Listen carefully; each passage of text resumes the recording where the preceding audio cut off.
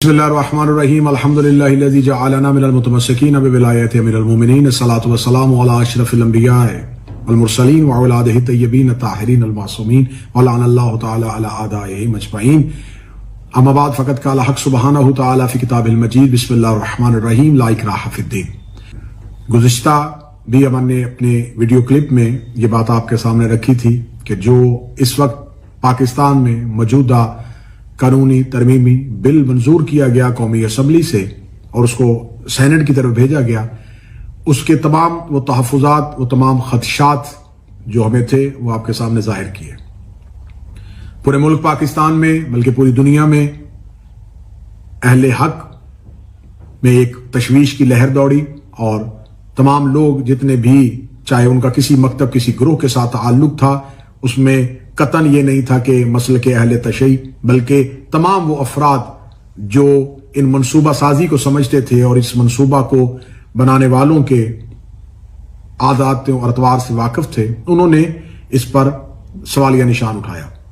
لیکن بدقسمتی سے میں پچھلے 2 دن سے سوشل میڈیا پہ دیکھ رہا ہوں کہ جیسے ہی ہماری جانب سے، ہمارے اکابرین کی جانب سے، ملت کے قائدین کی جانب سے، عمائدین ملت کی جانب سے اس کو یکسر مسترد کیا گیا، تو فوراً ہی مخالف گروہ کے نواسب نے، ناصبی ملاؤں نے ایک سازش کے تحت ایک بیانیہ بنانے کی کوشش کی، اور وہ بیانیہ اہل سنت کی عوام کے ذہنوں میں ڈالنے کی کوشش کی کہ وہ دیکھیں شیعہ حضرات جو ہیں وہ اس بل سے گھبرا رہے ہیں، وہ اس بل کو اس لیے منظور نہیں ہونے دے رہے کہ یہ صحابہ کی توہین کرتے ہیں اور انہیں خطرہ ہے کہ اس بل کے آنے کے بعد جب یہ قانون بن جائے گا تو پھر ان کی زندگیاں خطرے میں ہیں۔ تو ہم آپ کو کہتے تھے کہ یہ صحابہ کو نہیں مانتے اور آپ کہتے تھے نہیں وہ مانتے ہیں، تو اب ان کو خطرہ کیا ہے، اب ان کو تکلیف کیا ہے، اب اس کو قانون کیوں نہیں بننے دے رہے۔ نیشنل میڈیا پہ، سوشل میڈیا پہ میں نے بہت سے مولویوں کی ایسی ہی تقریر سنی جو ایک بیانیہ تشکیل دینے کی کوشش کر رہے تھے۔ آج کی میں ویڈیو میں اپنے مکتب کا ایک طالب علم ہونے کی حیثیت سے یہ گزارش کروں گا کہ پہلا سوال یہ ہے کہ اگر آپ اس بل کو منظور کروانا چاہتے ہیں اور اس کو قانون بنانا چاہتے ہیں اور اس کی سزاؤں میں اضافہ چاہتے ہیں، ہم قطعاً کوئی اعتراض نہیں کریں گے۔ پوری ملت تشیع، پورے مکتب آل محمد جو ہے وہ اس کا خدہ پیشانی سے استقبال کرے گا، یوم تشکر منائے گا اس قانون کو بننے کے بعد۔ لیکن آپ کو اس سے پہلے ہم سے ایک ڈیبیٹ کرنی پڑے گی۔ آپ اہل سنت کی سادہ لوہ عوام جن کو آج تک آپ ممبر کے خطبوں پہ جو کچھ بیان کرتے رہے وہ انہیں حق سمجھتے رہے، کتاب تک ان کی رسائی نہیں ہونے دی، علوم تک انہیں پہنچنے نہیں دیا، اور ان کے مدارس سے لے کے آپ نے کالج یونیورسٹی میں اپنے تعلیمی نصاب میں ان کو وہی پڑھایا جو آپ زہر نسلوں کے دلوں میں گھولنا چاہتے تھے۔ اب ہم ایک ڈیبیٹ کرتے ہیں، اس ڈیبیٹ کا آغاز بھی ہم قومی اسمبلی سے کرتے ہیں۔ قومی اسمبلی میں وہ ڈیبیٹ ہوگی، لیکن قومی اسمبلی اس وقت سیاستدان اس سیٹوں پہ نہیں بیٹھے ہوں گے۔ سیاستدانوں کا مذہب سے کوئی تعلق نہیں ہے، وہ مذہب کو صرف اپنے الیکشن کے دنوں میں سیاست اور ووٹ کے لیے استعمال کرتے ہیں۔ سیاستدانوں کو قومی اسمبلی کی پچھلی نشستوں میں بٹھا کے اگلی نشستوں پہ آپ اپنے علماء کو لے کے آئیں اور ہم اپنے علماء کے ساتھ آتے ہیں۔ اسپیکر قومی اسمبلی کی سیٹ پہ چیف جسٹس آف پاکستان بیٹھ جائے اور 4 دوسری سیٹوں پہ میرے معزز سپریم کورٹ کے ججز صاحبان بیٹھ جائیں۔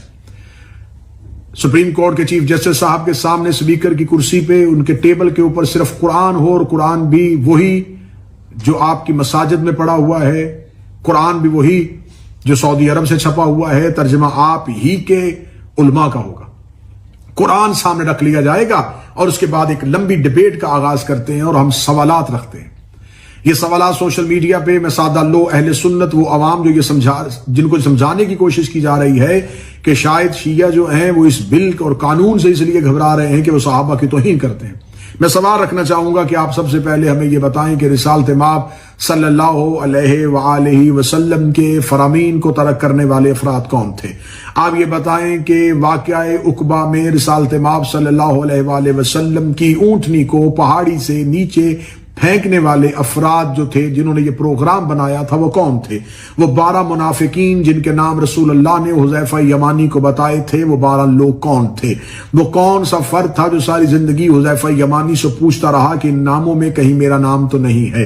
پھر آپ ہمیں یہ بتائیں کہ رسالت مآب صلی اللہ علیہ وآلہ وسلم کے سامنے اونچی آواز میں گفتگو کرنے والا کون تھا؟ کس کے لیے قرآن کی آیت آئی کہ خبردار میرے نبی کے سامنے اونچی آواز میں بات مت کیا کرو؟ وہ کون سے لوگ تھے جو ازواج مطہرات کی عزت نہیں کرتے تھے اور خدا کو قرآن میں نص دینی پڑی؟ وہ کون سے لوگ تھے جنہوں نے نبی کو کاغذ قلم دینے سے انکار کیا تھا؟ وہ کون سے لوگ تھے جن کو حجرے سے رسالت مآب نے یہ کہہ کے نکالا تھا کہ میرے گرد شور نہ کرو؟ وہ کون سے لوگ تھے جنہوں نے رسالت مآب صلی اللہ علیہ وآلہ وسلم کی زندگی میں مسجد کے اندر بیٹھ کے رسالت مآب کے خلاف گفتگو شروع کی اور قرآن میں سورہ منافقون اتر آئی؟ وہ قرآن میں سورہ منافقون کی آیات جو تھی وہ آیات کافروں کے لیے نہیں تھی، یہودیوں کے لیے نہیں تھی، ان آیات کے مصداق اس دور کے کون سے افراد تھے؟ بعد از رسول جناب رسالت مآب کی دنیا سے جانے کے بعد آپ ہمیں بتائیں کہ رسالت مآب کے جنازے پہ شامل ہونے والے افراد کون تھے؟ جن کو رسول کے بعد خلافت اور حکومت ملی وہ جنازہ پیغمبر میں کہاں تھے؟ وہ رسول پاک کی تدفین اور تکفین کے وقت کہاں پر موجود تھے؟ رسالت مآب صلی اللہ علیہ وآلہ وسلم کا جنازہ کس نے پڑھایا اور کتنے افراد رسول کے نماز جنازہ میں شریک ہوئے؟ بعد از رسول جناب رسالت مآب کے جانے کے بعد سقیفہ بنی سعدہ میں جو خلافت تقسیم ہوئی، جو اجماع ہوا، وہاں پر جو شور ہوا تھا وہ شور کرنے والے افراد کون تھے؟ سعد بن عبادہ انصاری قبیلہ خزرج کے سردار کو وہاں پر مکوں، تھپڑوں اور ٹھڈوں کے ساتھ مارنے والے افراد کون تھے؟ جن لوگوں نے بیعت خلیفہ کی نہیں کی تھی ان کے خلاف شورش برپا کرنے والے کون تھے؟ منکرین زکوٰۃ کا بہانہ بنا کر قبائل پہ حملہ کروا دینا اور مالک بن نویرہ کو قتل کرنے والا فرد کون تھا؟ کون تھا جس نے مالک بن نویرہ کو قتل کرنے کے بعد ان کی زوجہ کے ساتھ زنا بالجبر کیا تھا؟ وہ کون سے لوگ تھے جنہوں نے اس دور میں امیر المومنین کے دروازے پہ آ کے دھمکی دی تھی؟ وہ کون لوگ تھے جنہوں نے امیر المومنین کے دروازے کو جلایا تھا؟ وہ کون لوگ تھے جنہوں نے جناب سیدہ صلوات اللہ علیہا کو ان کے حق سے محروم رکھا تھا؟ وہ کون لوگ تھے، صحیح بخاری میں موجود ہے، جن سے جناب زہرا آخری وقت تک ناراض رہی تھی؟ وہ کون لوگ تھے جن سے جناب زہرا نے وصیت میں کہا تھا یہ میرے جنازے پہ نہ آئیں؟ وہ کون سے لوگ تھے جنہوں نے جناب سیدہ کا نماز جنازہ وصیت کے مطابق زہرا کے کہ ان کو میرے جنازہ پڑھنے سے روک دیا جائے؟ وہ کون افراد تھے جن کی جناب زہرا نے جنازہ نہ پڑھنے کی وصیت کی تھی؟ وہ کون سے افراد تھے جنہوں نے امام حسن علیہ السلام کے جنازے پہ تیر برسائے تھے؟ وہ کون سے لوگ تھے جنہوں نے امام حسن علیہ السلام کے خلاف قیام کیا تھا؟ وہ کون سے افراد تھے جنہوں نے امام حسین علیہ السلام کے خلاف بیعت یزید کی تھی؟ وہ کون سے افراد نے جنہوں نے یزید کا ساتھ دیا تھا؟ وہ کون سے افراد تھے جو ہر دور میں آئمہ کے مقابل کھڑے رہے؟ وہ کون سے لوگ تھے جنہوں نے مدینہ میں واقع حرہ پہ بیت اللہ اور مسجد نبوی کی توہین کی تھی؟ یہ تمام سوالات جواب طلب ہیں۔ ان تمام سوالات کے جواب جب آپ کو مل جائیں گے، اور وہ تمام افراد، ہم شیعوں کی کسی سے ذاتی دشمنی نہیں ہے، کسی نے ہمارا باپ دادا قتل نہیں کیا ہوا، کسی نے ہماری جائیدادوں پہ قبضہ نہیں کیا ہوا، ہم لڑ رہے ہیں تو اہل بیت کے حقوق کے لیے، ہم لڑ رہے ہیں تو رسول اور رسول کے خاندان کے حقوق کے لیے۔ آپ ہمیں بتائیں کہ کیا ہمارا جرم یہ ہے کہ ہم نبی اور نبی کی اولاد سے وفا کر رہے ہیں؟ کیا ہمارا جرم یہ ہے ہم نبی اور نبی کی اولاد کے دشمنوں کو تسلیم نہیں کر رہے؟ کیا ہمارا قصور یہ ہے ہم نبی اور نبی کی اولاد کے قاتلوں کو بے نقاب کرنا چاہتے ہیں؟ ہم سوال کرنا چاہتے ہیں، جنگ جمل کس نے کی تھی؟ جنگ صفین میں علی کے مقابلے پہ کون آیا تھا؟ عمار بن یاسر کے سینے پہ نیزہ کس نے مارا تھا؟ محمد بن ابی بکر کو زندہ گدے کی کھال میں رکھ کے کس نے جلایا تھا؟ عبداللہ ابن مسعود کی پسلیاں کس نے توڑی تھی؟ میس میں تمار کو تختہ دار پہ کس نے لٹکایا تھا؟ یہ تمام سوالات کے جواب آپ ہمیں نہیں دے رہے، اور آپ ہم سے الٹا کہہ رہے ہیں کہ آپ سب کو تسلیم کریں۔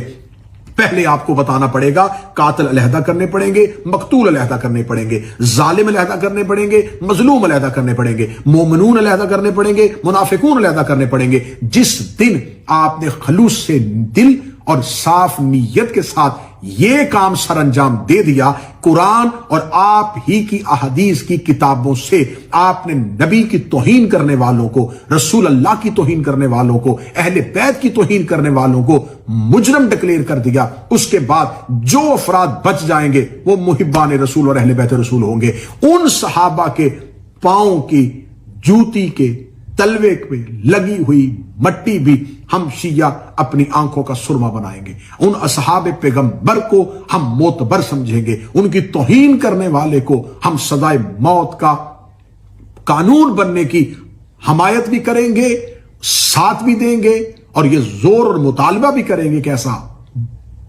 کیا جائے، مسلسل کیا جائے، لیکن پہلے یہ طے کرنا پڑے گا کہ آپ کن کو منوا رہے ہیں؟ کیا آپ بنی امیہ کو منوانا چاہتے ہیں؟ کیا آپ جگر خارے جناب حمزہ کو منوانا چاہ رہے ہیں؟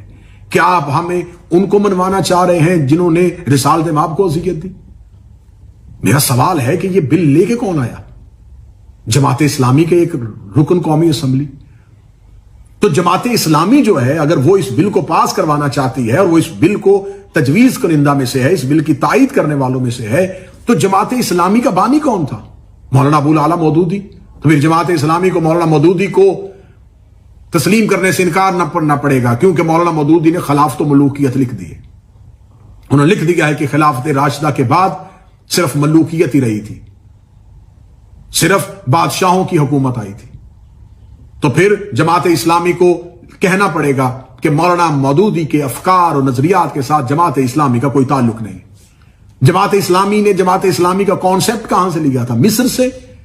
تو آپ کو ڈاکٹر طٰہٰ حسین کی کتاب فتنۃ الکبریٰ پارلیمنٹ میں لے کے آنی پڑے گی اور لکھنا پڑے گا کہ ہم ڈاکٹر طٰہٰ حسین یا مصر کے ان علماء کی ہرگز تائید نہیں کرتے جنہوں نے ملوکیت کے خلاف قلم اٹھایا تھا۔ پھر آپ کو صحیح بخاری چھوڑنی پڑے گی، پھر آپ کو مسلم چھوڑنی پڑے گی، پھر آپ کو مشکات کا انکار کرنا پڑے گا۔ کر دے پھر انکار۔ دو رستے ہیں، یا آپ اپنی ان کتب کا انکار کریں کہ ان تمام کتابوں میں جو لکھا ہے وہ تمام کتابوں پر لکھا ہوا غلط ہے، اور ہم ان تمام کہ ہم بخاری کے نظریات سے، ہم مسند کے نظریات سے، ہم احمد بن حنبل کے نظریات سے، ہم امام مالک کے نظریات سے، ہم ابن خلدون کے نظریات سے، ہم شبلی نعمانی کے نظریات سے، ہم مولانا ابو العلا مودودی کے نظریات سے سب سے ہٹ کے ہیں، تو پھر آپ ایک کوئی اور فرقہ ہے۔ اگر آپ یہ کہیں بخاری بھی ہمارا، مسلم بھی ہمارا، احمد بن حنبل بھی ہمارا، امام مالک بھی ہمارا، شبلی نعمانی بھی ہمارا، مولانا ابو العلا مودودی بھی ہمارا، اور قانون بھی ہمارا، ایسا نہیں ہوگا۔ پھر آپ کو یا تو انہیں چھوڑنا پڑے گا، یا جو سوالات میں نے رکھے ہیں ان سوالات کا جواب آپ کو پارلیمنٹ ہاؤس میں دینا پڑے گا۔ پھر جو لوگ بچ جائیں گے، پھر جو افراد بچیں گے، تو ہم کون ہیں جو یہ کہہ سکتے ہیں کہ صحابہ کرام کی توہین ہونی چاہیے، صحابہ کرام کی عزت ہونی چاہیے، لیکن دشمن آل محمد کی عزت نہیں ہونی چاہیے، عدو اہل بیت کی عزت نہیں ہونی چاہیے، جناب سیدہ کے دشمنوں کی عزت نہیں ہونی چاہیے۔ ہمارا تو صرف اتنا ہی مطالبہ۔ اگر یہ ہمارا مطالبہ غلط ہے تو میرے اہل سنت عوام جو سن رہے ہیں وہ بتائیں، کیا نبی اور نبی کے اہل بیت کے ساتھ وفا کرنے والوں کو چھوڑ کے اہل بیت اور رسول کے ساتھ دشمنی کرنے والوں کو تسلیم کرنا اسلام ہے؟ تو پھر آپ کون سا اسلام مان رہے ہیں؟ آپ کس کا کلمہ پڑھ رہے ہیں؟ ان تمام سوالات کے جواب حل طلب ہیں، جوابات بڑے ضروری ہیں۔ جس دن آپ کے پاس یہ تمام جواب آ گئے، ملک میں امن آ جائے گا، ملک میں سکون آ جائے گا۔ نسلوں کے ذہنوں میں زہر نہ گھولیں، بچوں کی نظریاتی تربیت کریں، ان کے فکر کو ایک علیحدہ زاویہ نہ دیں۔ رسول جہاں امت کو کھڑا کر کے گئے تھے، کتاب اللہ و اطرت اہل بیت، ان کو وہیں پہ رہنے دیں، انہیں رسول اور اہل بیت کے ساتھ متمسک رہنے دیں۔ میرا ملک قائد اعظم محمد علی جناح کا ملک ہے۔ محمد علی جناح کا نظریہ کیا تھا اسے پڑھ لیں۔ جس نے خواب دیکھا تھا ڈاکٹر اقبال کی شاعری پڑھ لیں۔ انہوں نے ملوکیت کو کس طرح سے للکارا اور دھتکارا ہے، لیکن ایک شر پسند ٹولہ، ایک مذہب کا نام استعمال کرنے والا ٹولہ، جنہوں نے یہاں پر مذہب کے نام پہ نہ دربار چھوڑا، نہ مسجد، نہ سکول چھوڑے، نہ کالج، نہ پولیس، نہ فوج، آج وہ چاہ رہے ہیں کہ اس ملک میں امن ہونے کے لیے قانون پاس ہو۔ اس ملک میں ہر وہ قانون پاس ہوگا جس کی قرآن اجازت دیتا ہے، جس کی سنت اجازت دیتی ہے۔